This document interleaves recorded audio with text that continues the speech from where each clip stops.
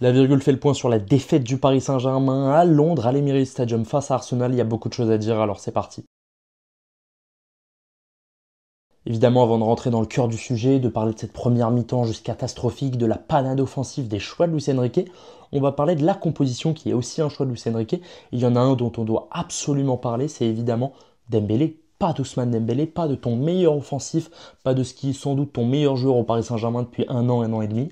Et clairement, ça pose question. Alors, ça pose question au moment où il parle en conférence de presse, pendant l'avant-match. Ça pose question au moment de voir la composition avec Désiré Doué, pas de Randal Kolo Muani. Et ça pose surtout question maintenant. Il est 3-4 heures du matin, j'ai eu le temps de remuer, de me refaire tous les scénarios.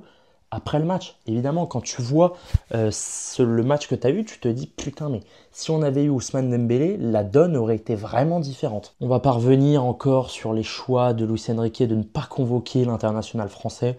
J'ai du mal à comprendre, surtout qu'il insiste sur le fait que c'est un choix pas tactique, mais quasiment de punition. Il a senti son joueur pas concerné, désabusé, désintéressé par les entraînements, par les consignes données. Sanction exemplaire, tu n'es même pas appelé. C'est-à-dire que c'est même pas tu ne vas pas débuter parce que ça y est, tu m'as saoulé et je te ferai rentrer si vraiment on est dans le dur comme on a pu le faire avec Mbappé la saison dernière. Non, non.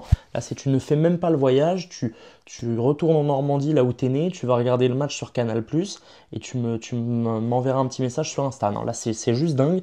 C'est un choix couillu.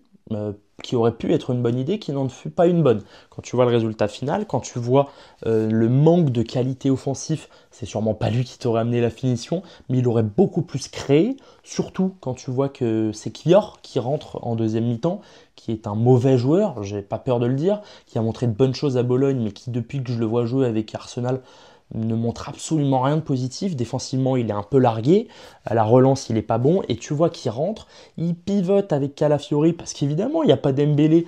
Donc, les risques de percuter côté droit parisien ils sont moindres parce que Lee Kangin jouait un coup axial, jouait un coup plus bas pour remonter le ballon. Doué faisait l'assaut pour toucher le ballon, pour faire quelque chose. Donc, évidemment, tu peux faire entrer Kior parce que Timber était touché. En parlant de l'ancien Rennais, c'est le choix, c'est le coup de maître qui aurait pu être un coup de maître de la part de Luis Enrique, pas de Randal Kolo Muani.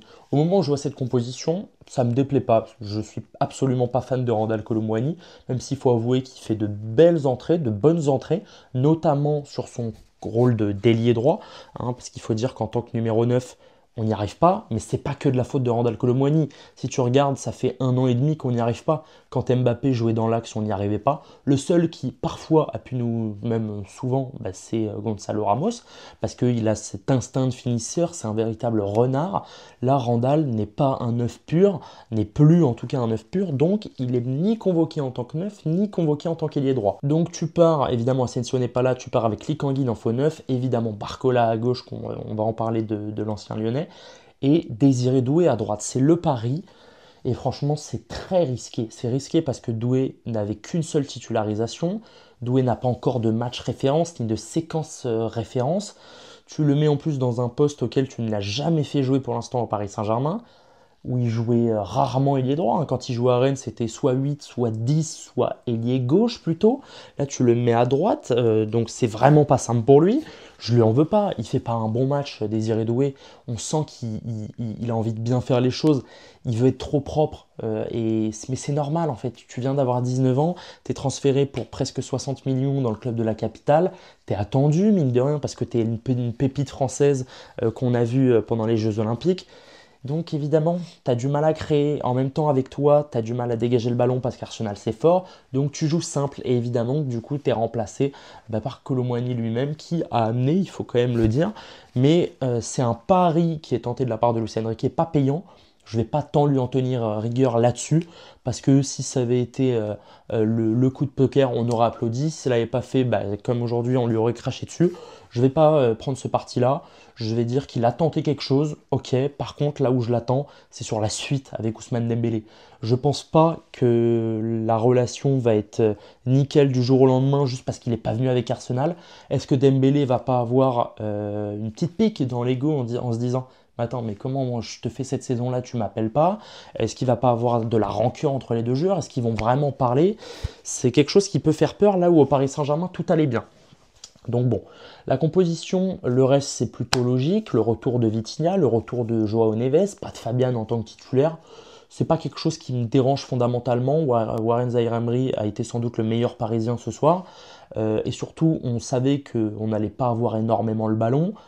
Finalement on l'a eu, mais parce que quand Arsenal gagne 2-0 à la mi-temps, ils n'ont pas besoin d'être en mode full possession. Donc il fallait des mecs qui courent, il fallait des mecs qui pressent, il fallait des mecs qui récupèrent. Zaïre Emery en est le parfait exemple.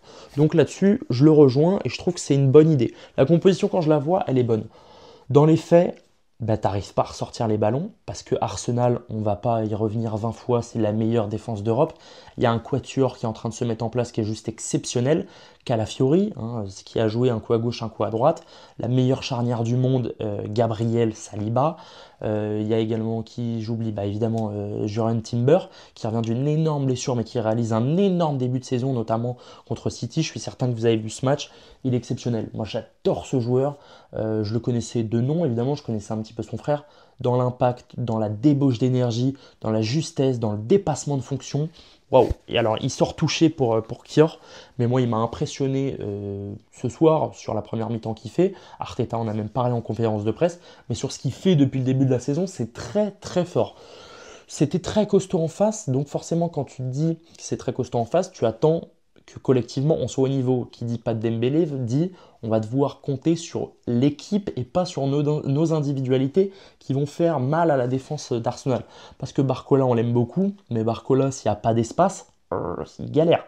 En 1v1, c'est très dur pour l'ancien Lyonnais, et on l'a vu, il était très souvent en phase arrêtée, pardon, et il n'y arrive pas, mais c'est dur de lui en vouloir, il était souvent pris à deux. En première mi-temps notamment, elle est catastrophique cette mi-temps. Toujours les ballons qu'on lui donnait, ils étaient mais il devait décrocher et la redonner en une touche à Nuno ou à Joao ou à n'importe qui. C'était trop dur ce qu'on lui demandait. C'est pas Barcola qui avait un mauvais positionnement ou quoi. Pour moi, le bloc était tout simplement trop haut. J'ai encore en tête des images quand le ballon est dans notre camp, quand on fait la passe à 10 avec Donnarumma, on va en reparler de Donnarumma jusqu'à Nuno Mendes. Et ben, il y a bien 20 mètres entre Nuno Mendes et un de ses partenaires.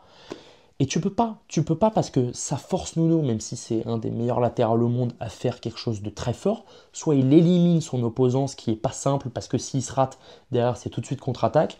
Soit il faut une passe lumineuse, ce qui peut être sympa, mais attention parce que dans le duel, on s'est fait complètement bouffer. Surtout qu'en face, la passe lumineuse, elle peut arriver sur Barcola, mais derrière dans le dos, il y a qui? Il y a Saliba, donc dans le duel aérien, c'est terminé.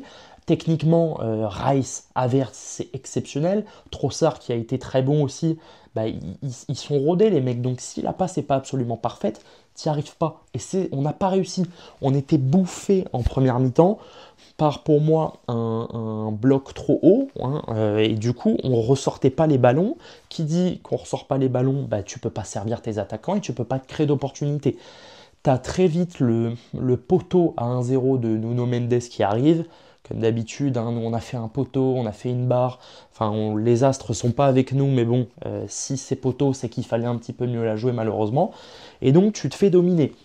À ce moment-là, j'imagine que, on l'a vu même visuellement, Luis Enrique se rend compte de ça. Qu'est-ce qu'il fait?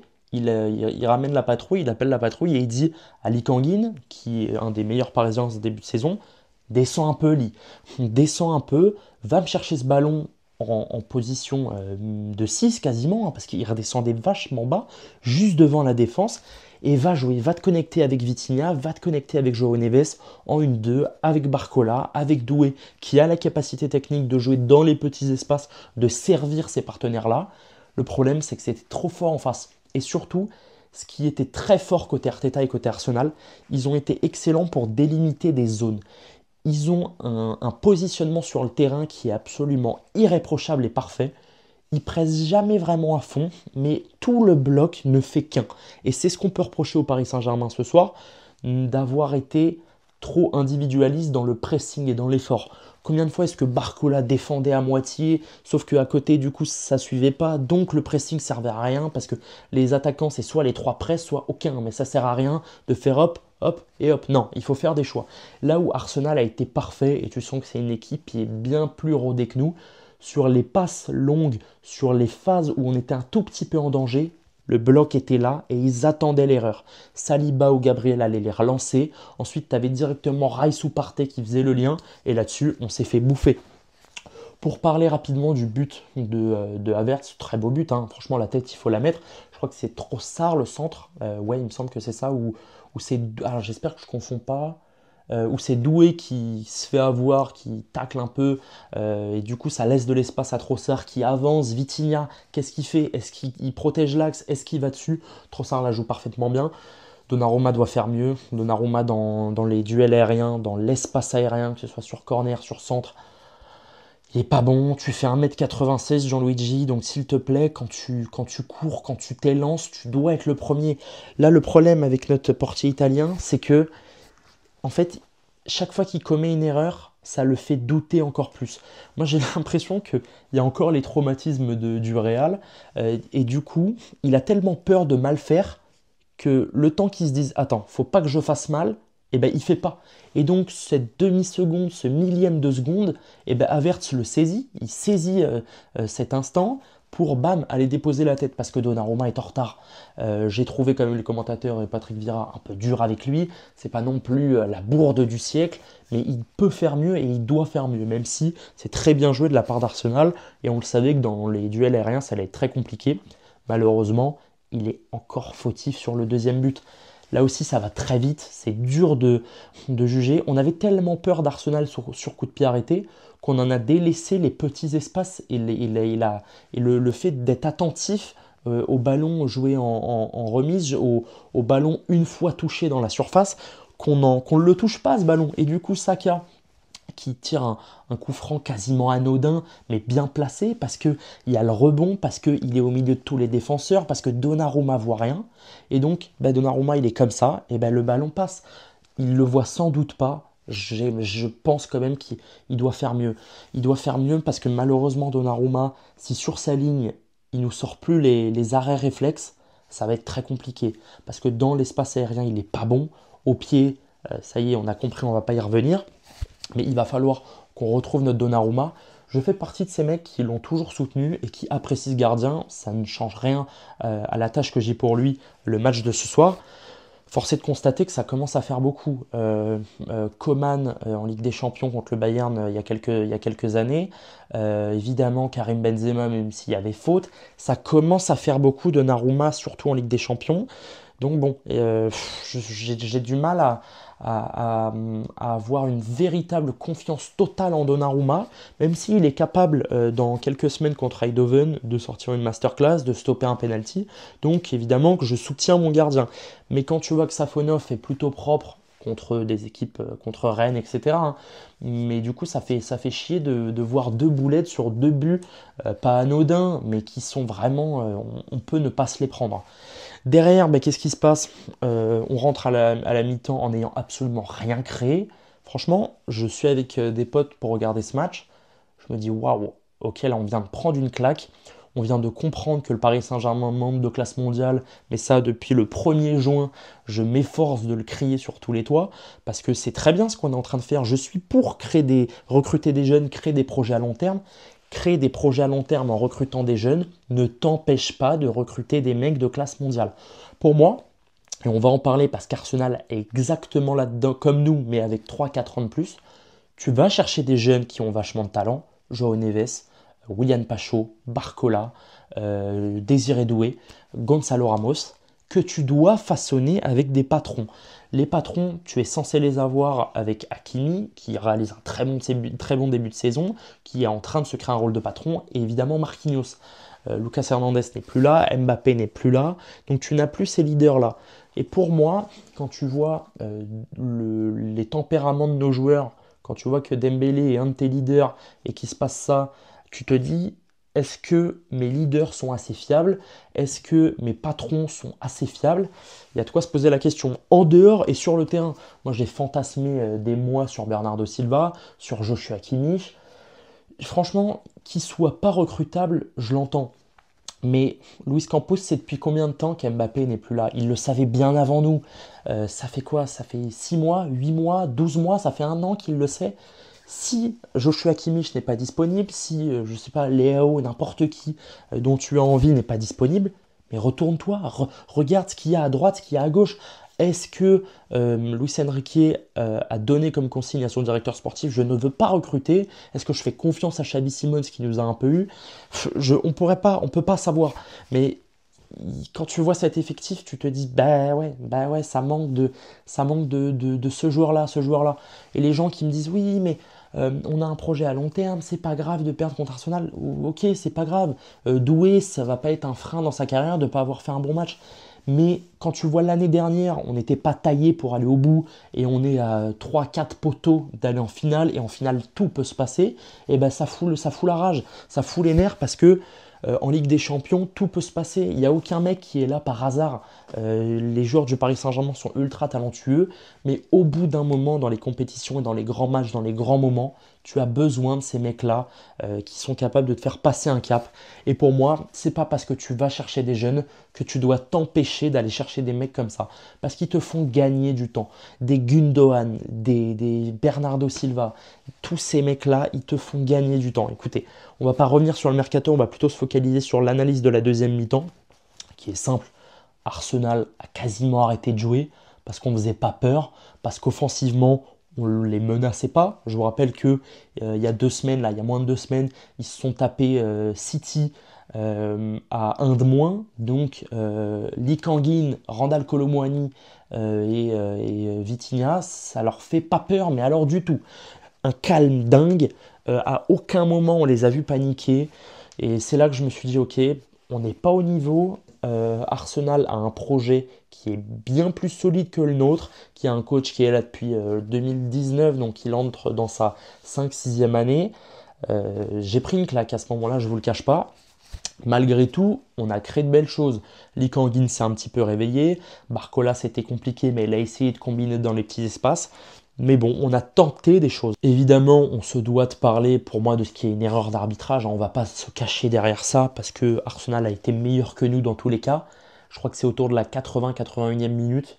Il y a penalty, clairement. Calafiori tend le bras n'est pas collé au corps, il n'est pas comme ça, il est comme ça vient taper un petit sous l'épaule, hein, au niveau du triceps. Je suis désolé, j'ai envie de comprendre. Qu'on me dise qu'il n'y a pas penalty, je l'entends, qu'on me l'explique. Les règles changent tout le temps. Le problème, c'est que ça ne touche pas le corps de Calafiori. Ça change la trajectoire. Le bras n'est pas collé au corps. Donc, on m'explique pourquoi est-ce qu'on ne siffle pas pénalty là-dessus. Ça change absolument tout. Parce que c'est un moment où le Paris Saint-Germain pousse. C'est un moment où Joao Neves fait une barre quelques minutes avant sur un corner de Lee Kang-in. Tout peut se passer. Ce penalty n'est même pas checké. Quelques instants plus tard, tu as Randal Kolo Muani qui est retenu, qui doit prendre, je sais plus qui c'est, mais qui doit prendre minimum un jaune. S'il le fait 1 mètre plus loin, c'est penalty. L'arbitre ne le voit pas. La VAR y revient. Mais évidemment, s'il n'y a pas penalty, la VAR n'existe pas. Et donc, tu te fais avoir en fait. Tu te fais avoir parce que tu y as cru, tu y as poussé et tu vas possiblement aller te cacher derrière des erreurs d'arbitrage en te disant non mais le temps qu'on récupère Dembélé et que l'arbitrage soit bon, on passera. Et non, je pense que c'est pas les bons enseignements à tirer de ce match. Quand tu vois ce match, tu te dis ok, Luis Enrique a tenté quelque chose, c'est pas la fin du monde. On a gagné contre Girone sans la manière, mais on a gagné. On a pris 3 points contre les Espagnols, on n'en prend aucun contre les Londoniens. C'était sans doute avec le Bayern, le match le plus compliqué. Non pas que City soit une moins bonne équipe, mais City c'est au parc, comme l'Atlético Madrid. Je pense que cette notion de domicile extérieur a un véritable impact, surtout sur les matchs, pas à sens unique, mais à couteau tiré, où il n'y a qu'un seul match en fait. Donc tu do or die, au bout d'un moment ça va être ça. Donc je ne suis pas terrifié, je prends juste un coup et ça me confirme ce que je pense depuis le début de la saison. Aïe, aïe, aïe, parce qu'on manque de qualité, notamment offensivement, parce que des Joao Neves sont des mecs qui sont déjà au haut niveau, qu'on va recruter évidemment pour 60-70 millions, qui font déjà partie, pas de la classe mondiale, mais qui un jour en feront partie, mais sont déjà des top joueurs et des mecs qui sont charismatiques, calmes, posés, justes, et ça manque de joueurs comme ça. Évidemment, ce match, il te pose question sur la relation avec Dembélé, la suite. Est-ce qu'il va pas y avoir un souci d'ego? Est-ce que il va être puni pour un seul match? Est-ce que Barcola va réussir à progresser dans les 1v1 à l'arrêt? Je me fais pas de soucis pour lui, même pas 2 ans qu'il joue en professionnel et il est déjà sur une saison complètement dingue. Il a les capacités. Je trouve qu'on en fait un petit peu trop avec lui quand même. Laissons-lui le temps, pardon, de mûrir. Arrêtons de le comparer à Mbappé. Arrêtons de le comparer à Lamine Yamal parce que Yamal a fait 3 passes D alors que Barcola en a fait que 2, machin. Stoppons. Ce soir, on perd, on se fait avoir, mais on n'est pas non plus complètement largué si tu regardes toute la physionomie du match. Ça a été très dur en première mi-temps, mais je me dis qu'on est que sur le bon chemin, qu'on a les joueurs pour aller très loin, pas cette année, mais dans le futur. Donc si on arrive à prolonger notre entraîneur, si on arrive à former nos jeunes talents, à miser sur eux, je pense évidemment notamment à Gonzalo Ramos, à dans les années à venir ajuster. S'il manque un défenseur, tu vas te pencher sur un Upamecano, un Konaté, un Saliba, c'est mon rêve le plus fou, ça ne se fera évidemment jamais, un attaquant qui va te pimper tout ça.